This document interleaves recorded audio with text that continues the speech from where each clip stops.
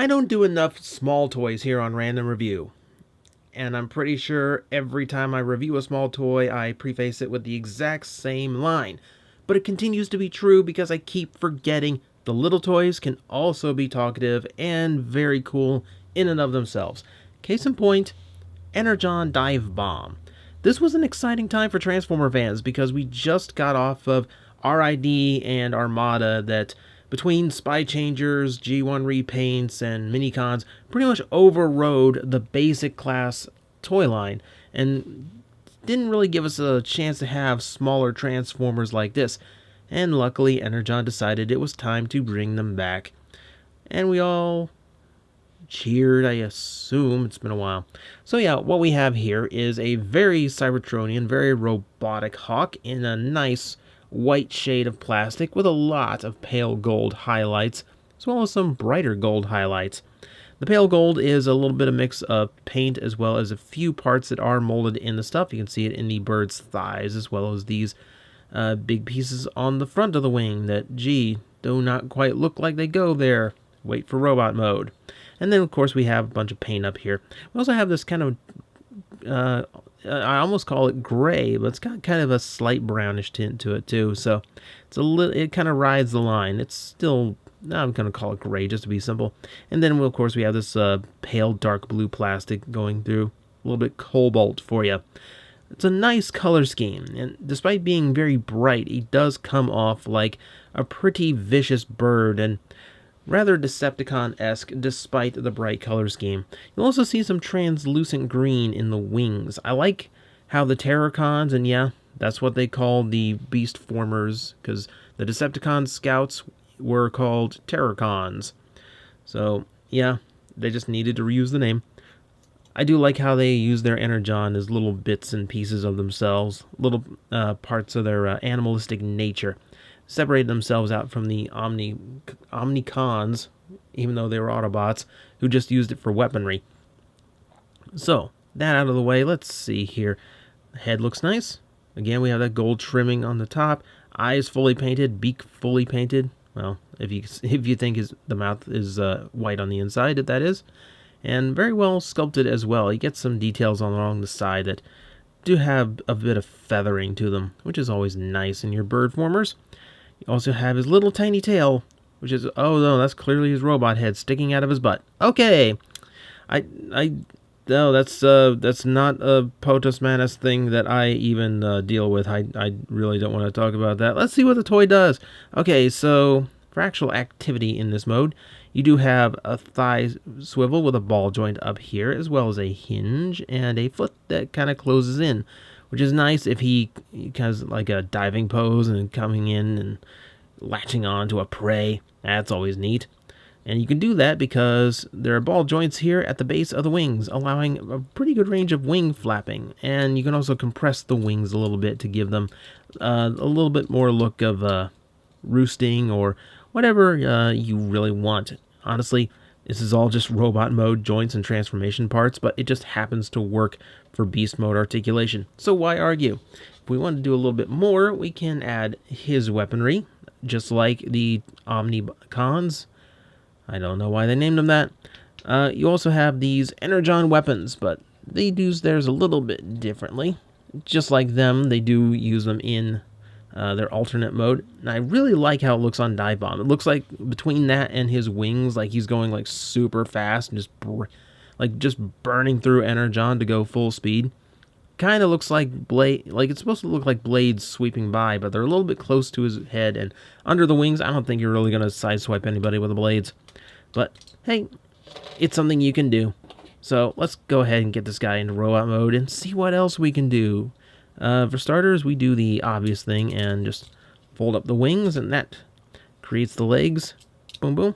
Hey, they were feet. Imagine that.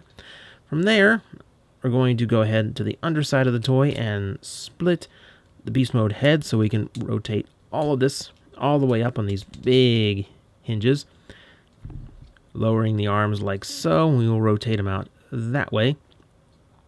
The legs from here need to fold up as much as you can, but they're not going to fold too much, so this is going to be a little bit of a dirty section of the toy. From there, fold the legs in, you'll find that little peg into the slot, and then we'll just rotate the whole head around, or just hold the head and rotate the body around. Whichever works for you, because either way, you're still going to get him into a complete robot mode, where I definitely need to readjust the position of the camera. There we go. And just like that, we have our Divebomb in robot mode. Since he is a simple figure, he leaves very little on the table, but he forms a pretty nice and balanced looking robot. In spite of still using so many of his beast mode parts, it's actually a very, very good balance and a very good way of engineering some interesting designs, even though you're using a bunch of bird parts to create them. And yeah, these are Scout class figures, or basics back then, so yeah, he doesn't come in much taller than 4.5 inches, a little bit under that, I would say.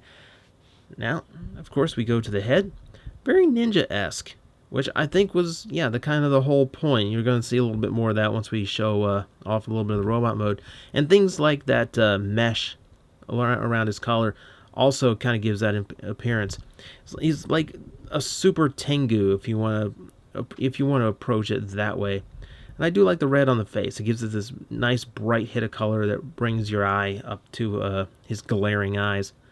So that works out pretty well. Now, he does have some strange proportions for his size. He is very leggy, since that's where the bulk of his beast mode lies, in the legs. I do like that they use the legs for the wings, because it's a logical design, as we saw with Titan's Return Mind Wipe. It's just a smart way to go. As far as everything else is concerned, we got some, well, it's the same molding, but now we can see it a little bit better, and it makes a really nice torso with a Decepticon emblem buried in the spark crystal underneath.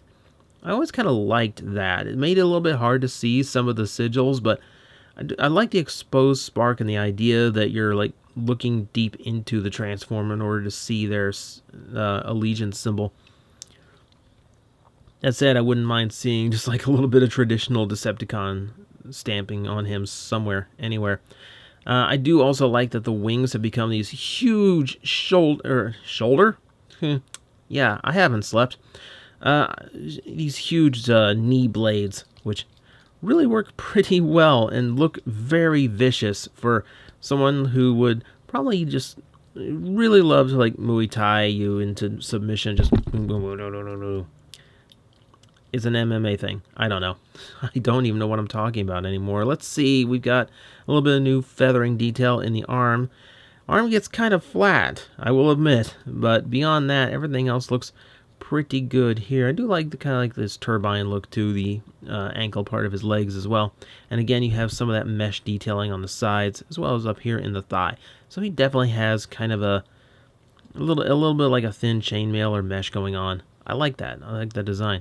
The only issue I have with him is he's, for some reason, rather back heavy. He doesn't have much of a heel, and mine kind of always wants to tip backwards a little bit. And if the torso's too far forward, gotta move it forward, kind of rebalance it. No, move it forward. There we go. You can also just keep the arms forward. That reworks the balance as well.